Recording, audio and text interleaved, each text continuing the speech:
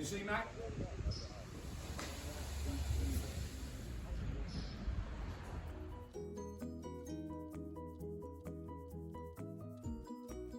You work in two sections? Yeah, so two one trains working with train staff sections.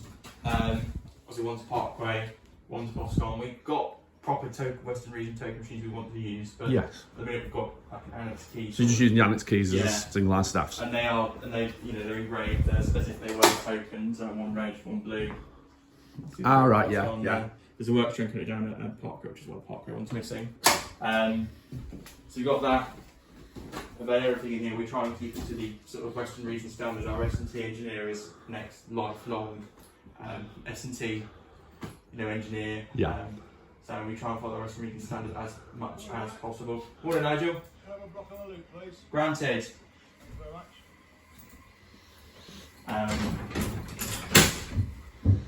So I noticed, you've got.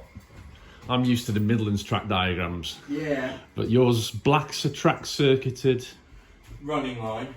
Main running line. Just running line. Blue is standard Western Region siding. Yellow is a bit vague, but essentially it's loop or running loop. Or something Right. like that. Yes. Not a running line, but is a running line kind of sort of idea.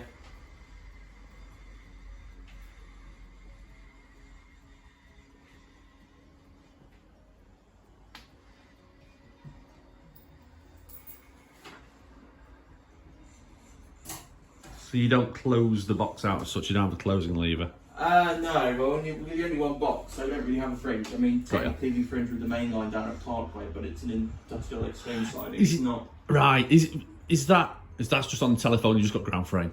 Yeah, so the exchange siding's network rails and ground frame. There's within the box there there's a SPT to get through to Exeter.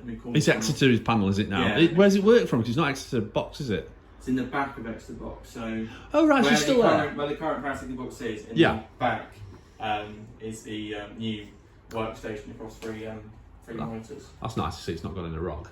No, it's still where it's down here. There's half a plan to sort of separate the southwests, give its own rock in Exeter rather than Swindon. So it's a bit far away, isn't it? It's a bit far away, and those who know the area are at Exeter.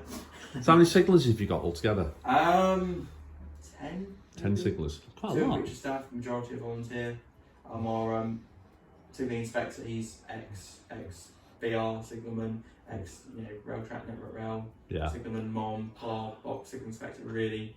It's been around. And then one of our, he just retired last year, he's an ex-BR signalman as well. He was brilliant. Chap called Dave Ford. Really, really brilliant. All all mechanical points? All bar one, there's one set point's 19, which is that it's not really a crossover, but essentially you can change the road from the main to the loop or main to the branch. Yes. They were mechanical, but they were incredibly unreliable in warm weather, so they were motorised. And we needed to free up another lever to put a new crossover in here. Because you can see we've got platform 2, but it's not properly signalled and you can't access Boscarne from platform 2. Gotcha, so we're building a new crossover in there, that will be motor worked as well, but we need to free up the lever, which will become, the 18's just an interlocking lever at the minute. Yes. It's not really needed, 19's is all the work. It makes a lot more sense to be able to get from both. Doing a lot of work downstairs, 18 remained as is. Yeah. But 18 will become a new crossover. Did you have some traffic from an industrial site that used to be well connected? So just up at Walker Lines, which is sort of just where the end of the track services parkway. Yeah. The chap who's actually part of the railway, Peter Fitzgerald, who had Fitzgerald Lighting, and there was always industrial sidings there since the 70s. And of course, post BR, Fitzgerald Lighting being part of the railway for, you can take Long Island down to Parkway and you can meet the Speedlink freight, which is what we did for about 10 years. Every evening, tried 2 evenings a week, there was, quite a lot of traffic then, Yeah. But it's out to that at the end of Speedlink. When did the line shut? Because I know it was China Clay traffic, weren't it? Yeah, so it shut to passengers through to Padstow in either January 64, January 65. Right. Passengers through all the way to Wadebridge 67. Then Wadebridge goods closed 78. Then Winford Bridge closed 83, and that was it. So still quite late on, really, wasn't it? Yeah, then preservation movement started in 84. Have you gone any further? I mean, I know I've had a trip up years ago when I was younger, but have you had extended any more? Just left it as is? As far as we can get. I mean, the whole idea, we called ourselves the Bodmin and Winford because we wanted to get back to Winford Bridge. Yes. We went back on ourselves at Boscarne. You could go up to Winford Bridge, but the closed rise eventually closed, and the line hasn't got the loading gauge for passenger trains, so that was that. We'd like to get the other way back to Wadebridge. Yeah, it'd be nice, wouldn't it? But that's a lot of money away. Brilliant. Well, there is a separate Bodmin Wadebridge Limited sort of company working in the background on that process. Try and sort it out. But it's going to take a very long time until there's a significant amount of money. Yeah. It's not going to happen, but we'd like to one day. We have got a frame, an old can't remember where it came out of. I think it was Aldershot. There was a frame under the platform at Boscarne to become the Boscarne signal box. Yeah. In when such a time happens.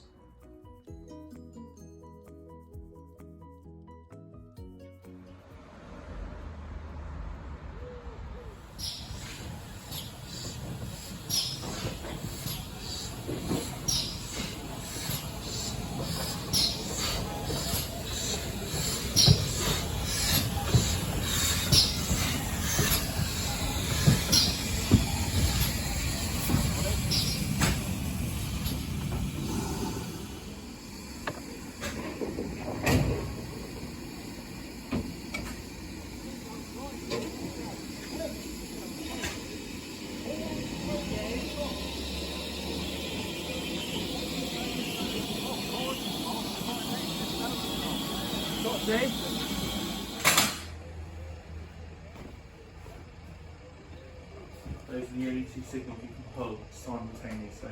It's great fun. Use your head to get the plunger and pull both out at the same time.